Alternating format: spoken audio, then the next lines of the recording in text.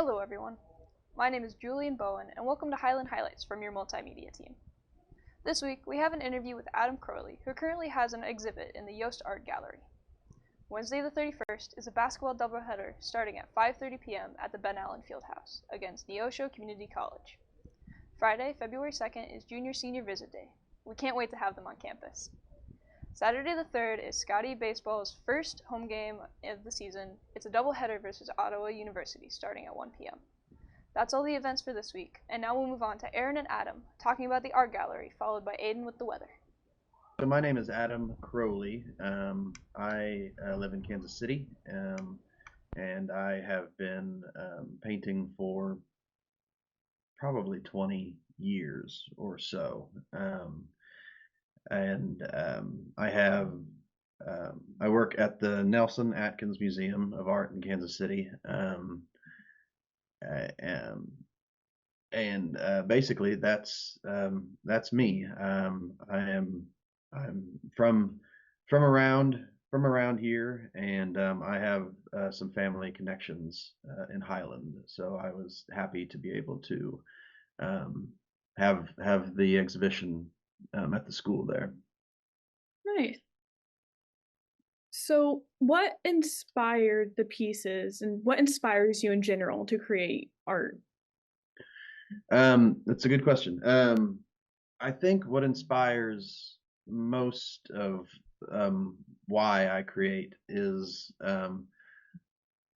I tend to look for sort of quiet moments in life, and not necessarily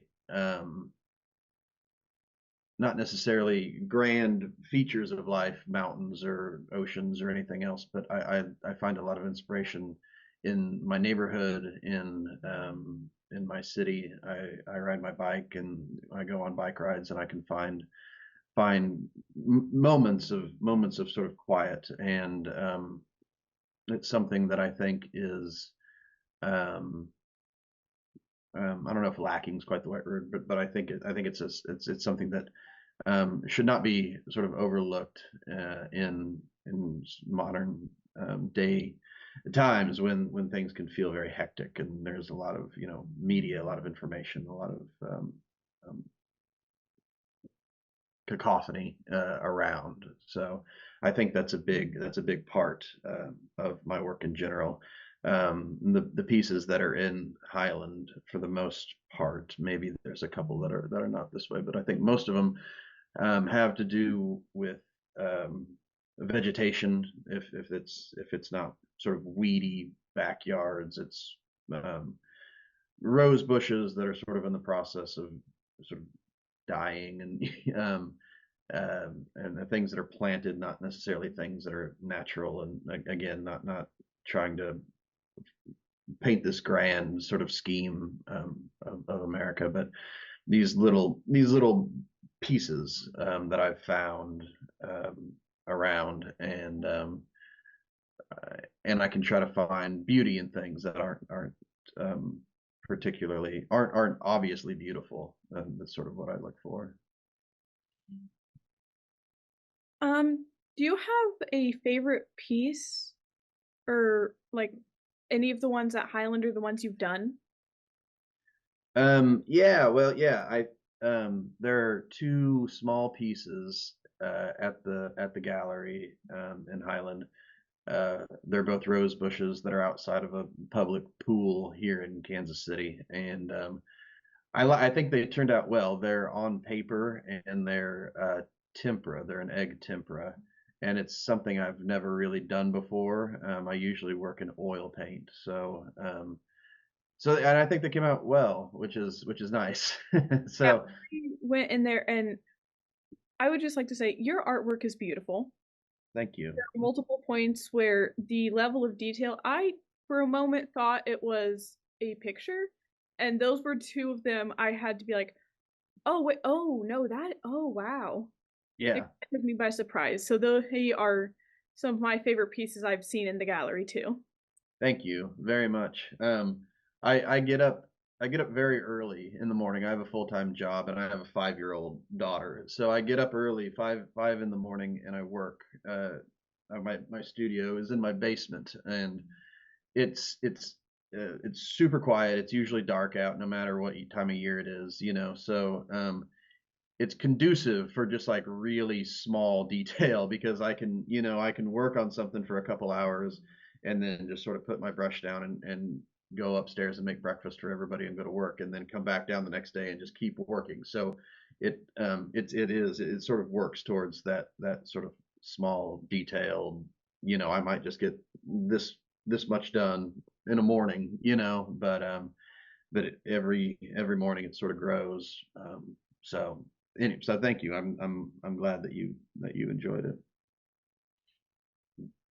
Say, do you have like a story behind the name or anything like that? The name of the show? Yes.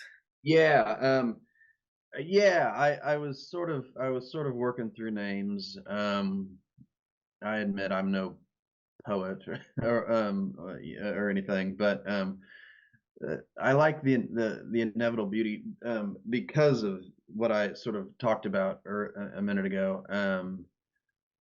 That there are things that are there are ways that you can find beauty in your sort of life, in your sort of everyday life, no matter what. It can be last couple of weeks it's been so cold and so dismal and gray and everything else, but there can be moments of beauty in just about anything. And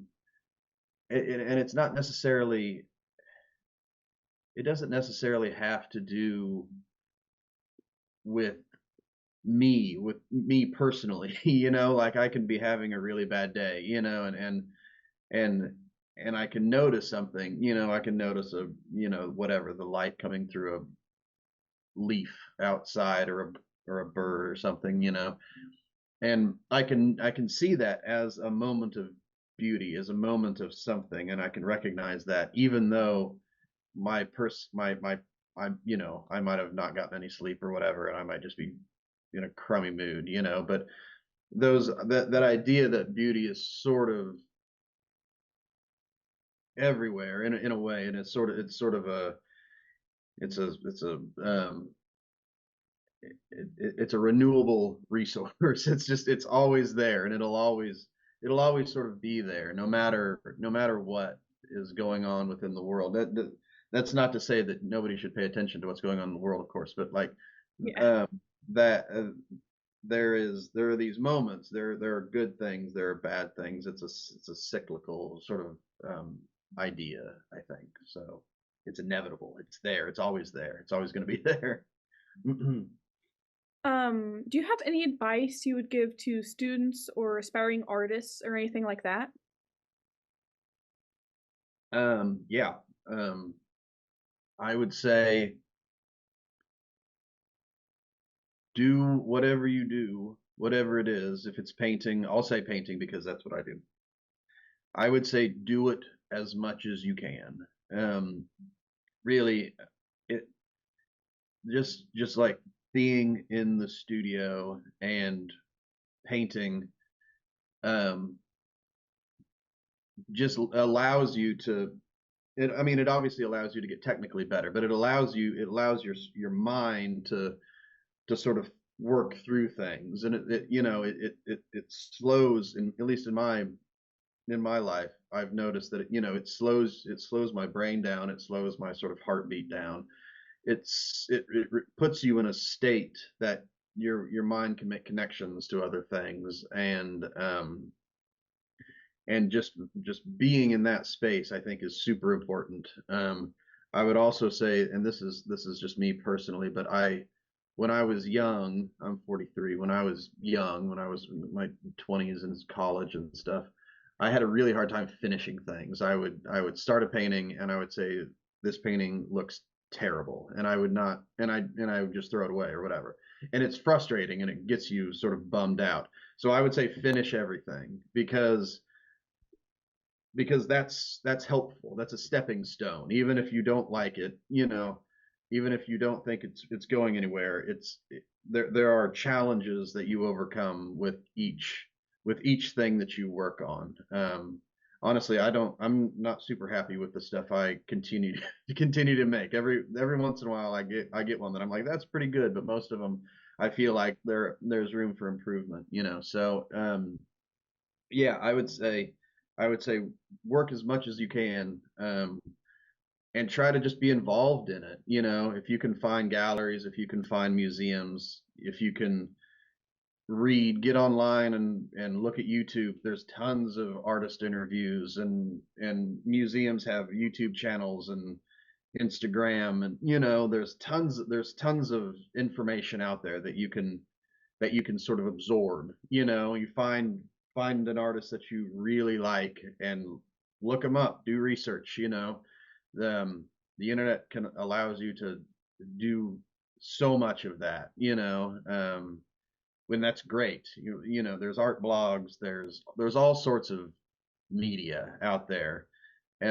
It's really just being involved. You know, being involved as fully as you can. You know, and it can be frustrating and life gets in the way and all that stuff. I know, but like really, if you really want to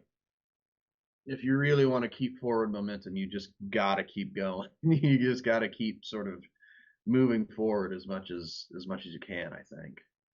So thank you so much for the opportunity to interview you, and thank you so much for like just letting us show off your art here at Highland. It has been absolutely incredible. Thank you so much. Thank you very much. I appreciate you taking the time to talk to me, and I'm super happy to have my stuff in Highland. It's been a place in my mind for since I was a little kid. I've got, like I said, I've got old family sort of connections there, so I'm super excited to be a part of it. So thanks very much. Thank you, Aaron and Adam. My name is Aiden Etherton, and this is this week's weather. So on Monday, we will have a bright and sunny day with a high of 52 and a low of 32 degrees. Moving on to Tuesday, we'll have a partially cloudy day with a high of 45 degrees and a low of 28 degrees. It'll get a little bit warmer on Wednesday with another bright and sunny day with 52 degrees for our high and 36 degrees for our low. Moving on to Thursday, we'll have a slightly warmer day with partially cloudy skies for 56 degrees for our high and 34 degrees for our low. Friday, it continuously gets cloudy. We'll have a partially cloudy throughout the week. On Friday, we'll have a high of 51 degrees and 33 degrees for our low. Saturday, we'll have 47 degrees for our high and 28 degrees for our low, and it continuously gets colder on Sunday with 44 degrees for our high and 25 degrees for our low. And that is our weather for the week, and back to you, Julian. Thank you to Aaron, Aiden, and Adam. Adam's show will be in the art gallery till February 9th. We'd like to thank everyone for tuning in. See you next week. Go Scotties!